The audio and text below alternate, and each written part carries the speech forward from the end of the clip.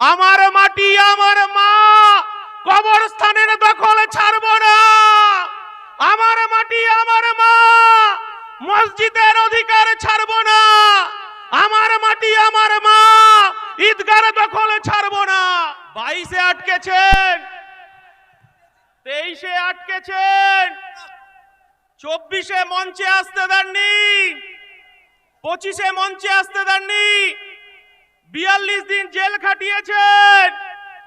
আজকে আমরা মঞ্চে এসেছি মমতা বন্দ্যোপাধ্যায়, আমার ভারতবর্ষের সংবিধান প্রণেতা বি.আর. আম্বেদকর আমাদের সংবিধান দিয়েছে, আর এই মঞ্চে তার উত্তরাধিকারী উপস্থিত হয়েছে প্রকাশ আম্বেদকর। মমতা বন্দ্যোপাধ্যায়,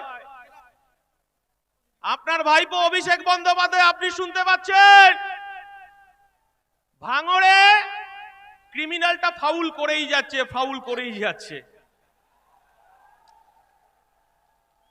অভিষেক বাবু বলছে ভাঙড়ে নাকি উনি খেলবেন। আজকে 21-এর মঞ্চ থেকে আমরা আহ্বান করছি, ভাইপো আপনার পিসিকে ভাঙড়ে খেলতে নামান, আর ভাঙড়ে আমার কর্মীরা খালি পায়ে খেলবে। 21-এ আপনি ভাঙা পায়ে খেলেছিলেন, আর আমার এই বাংলার 2026-এর রেফারি হবে আমার দলের চেয়ারম্যান, আমার দলের সেনাপতি নওশাদ সিদ্দিকীর হাতে লাল কার্ড থাকবে। যত ফাউল হবে নওশাদ সিদ্দিকী লাল কার্ড দিয়ে মাঠের বাইরে বার করে দেবে। 21-এর আওয়াজ যদি শুনতে পারে মমতা বন্দ্যোপাধ্যায়, আপনি হিজাব পরে, বোরখা পরে, ইনশাআল্লাহ সুবহানাল্লাহ করে এই বাংলার সংখ্যালঘু আদিবাসী দলিতের অধিকার আপনি চুরি করেছেন। এই বাংলার সংখ্যালঘু মানুষ, সংখ্যালঘু মা, তারা মমতা বন্দ্যোপাধ্যায় 2026-এ তারাও খালি পায়ে খেলবে। তারা আহ্বান করছে, আমার মাটি আমার মা, কবরস্থানের দখল ছাড়বো না। আমার মাটি আমার মা, মসজিদের অধিকার ছাড়বো না। আমার মাটি আমার মা, ঈদগার দখল ছাড়বো না। আর শুভেন্দু বাবু, আপনি তো তৃণমূল মার্কা বিজেপি, আপনি তো তৃণমূলের এজেন্ট। এই বাংলার মানুষ দেখেছে আপনাকে, আপনাকে কৈফিয়ত দিতে হবে। আরে বাবা, হিন্দু হিন্দু, ভাই ভাই, এসব স্লোগান বাংলার মাটিতে চলবে না।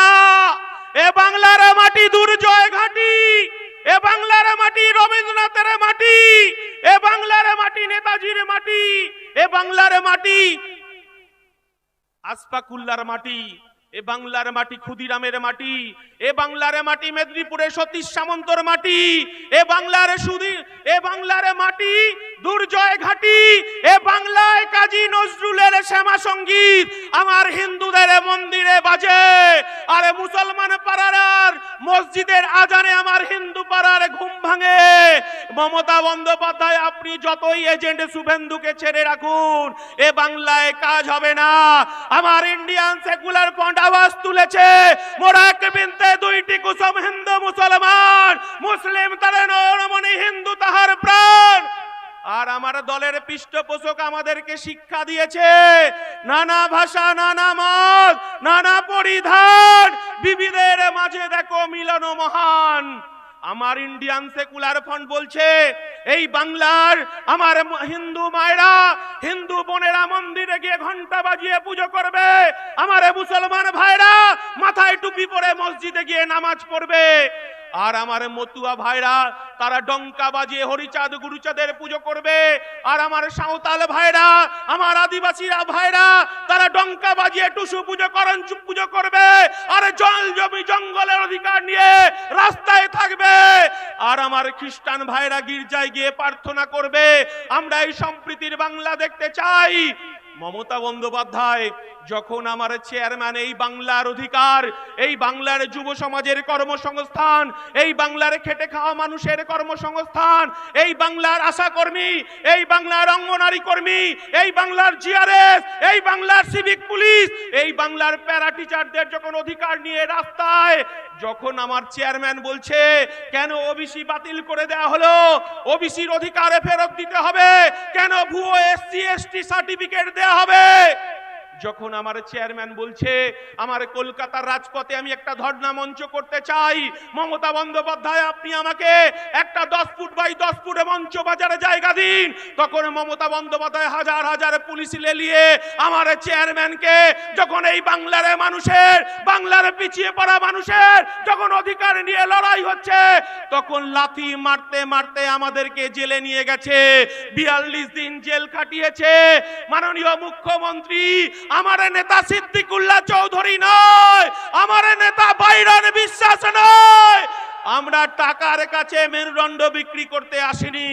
এই বাংলার পিছিয়ে পড়া, এই বাংলার আদিবাসী, এই বাংলার অধিকার প্রতিষ্ঠা করার লক্ষ্যে 2026-এ বোমাগুলি পিস্তলের বিরুদ্ধে আমার দলের সেনাপতিরা খালি পায়ে খেলবে আর রেফারি করবে আমার নওশাদ সিদ্দিকী।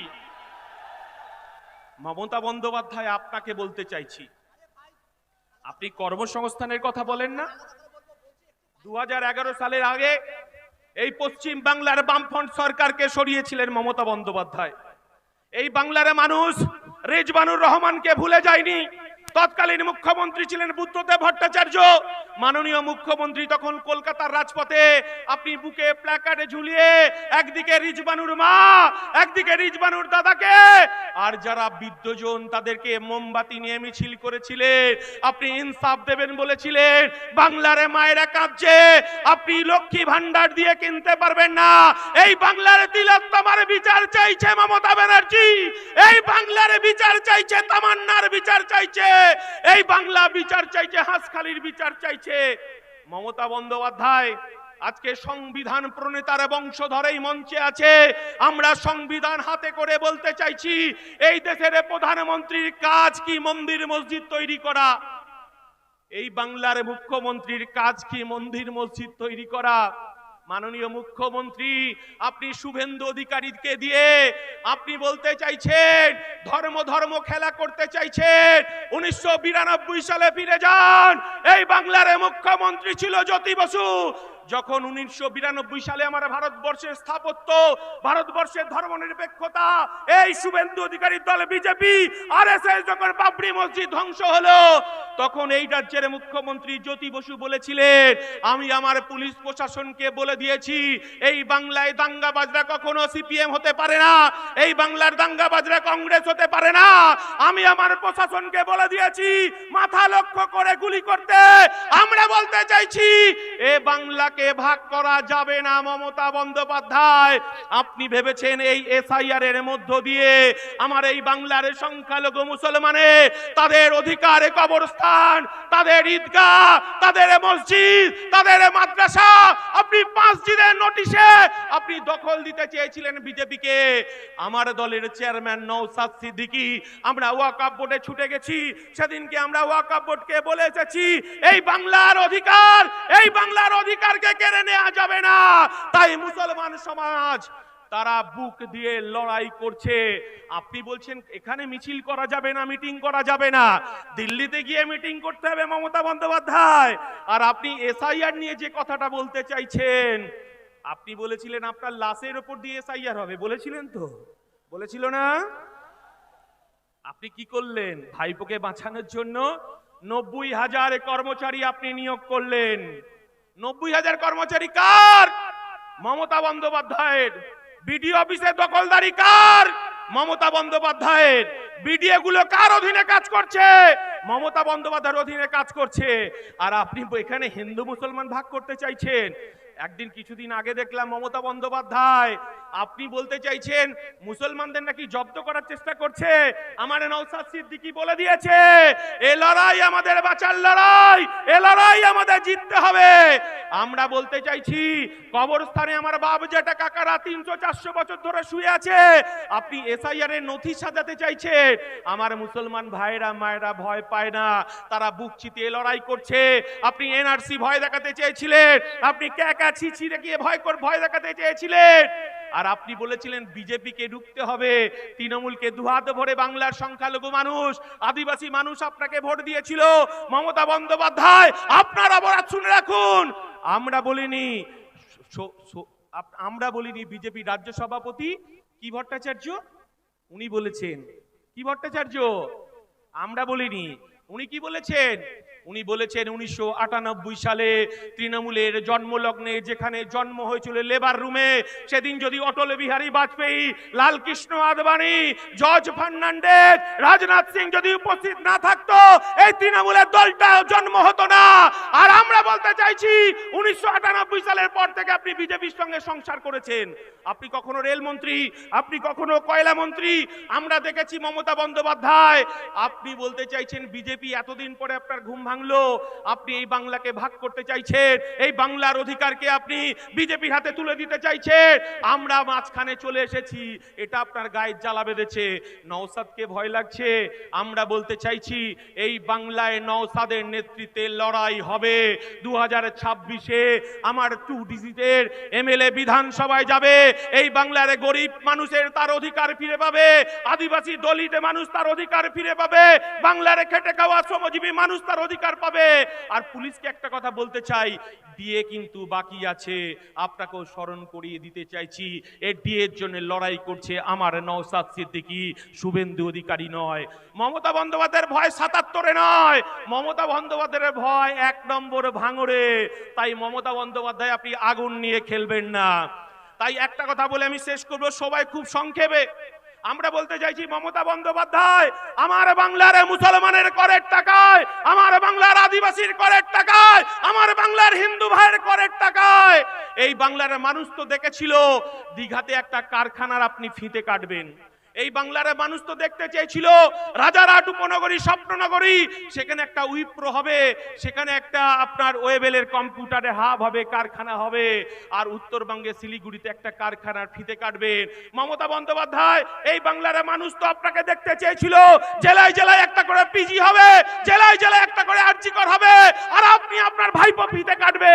এই বাংলার মানুষ তো দেখতে চেয়েছিলেন আপনার অপরাধ এই বাংলার বেকার যুবকের পেটে লাথি মেরেছেন, এই বাংলার বেকার যুবকের কর্মসংস্থানকে কেড়ে নিয়েছেন। 26,000 শিক্ষক তারা রাস্তায় রাস্তায় ঘুরে বেড়াচ্ছে, তারা 2026-এ বিচার চাইছে।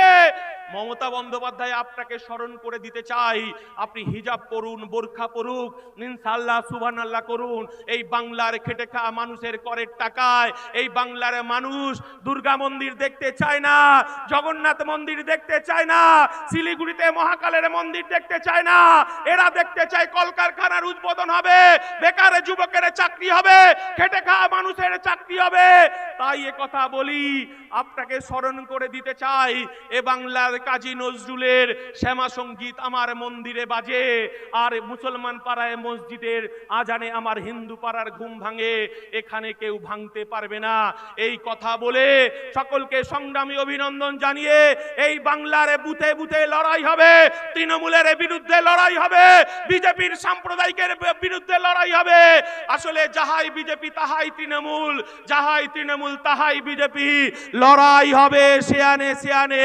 মমতা ব্যানার্জি বোমাগুলির পিস্তলের বিরুদ্ধে আমার নওশাদের নেতৃত্বে খালি পায়ে বুথে বুথে খেলা হবে।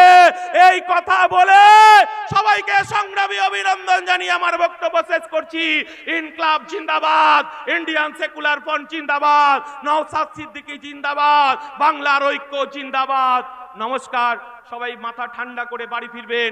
আর একটা কথা একটুখানি বলবো, সেটা হচ্ছে পুলিশ যদি তৃণমূলের দালালি করে পুলিশের বিরুদ্ধেও এফআইআর হবে, এমএলএ আপনার ইমেলে এফআইআর হবে, আর 5 টাকার কলম দিয়ে আমার নওশাদ সিদ্দিকী আমার পার্টি বুঝে নেবে হাইকোর্টে, সুপ্রিম কোর্টে।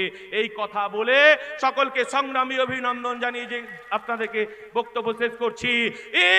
ইনকলাব।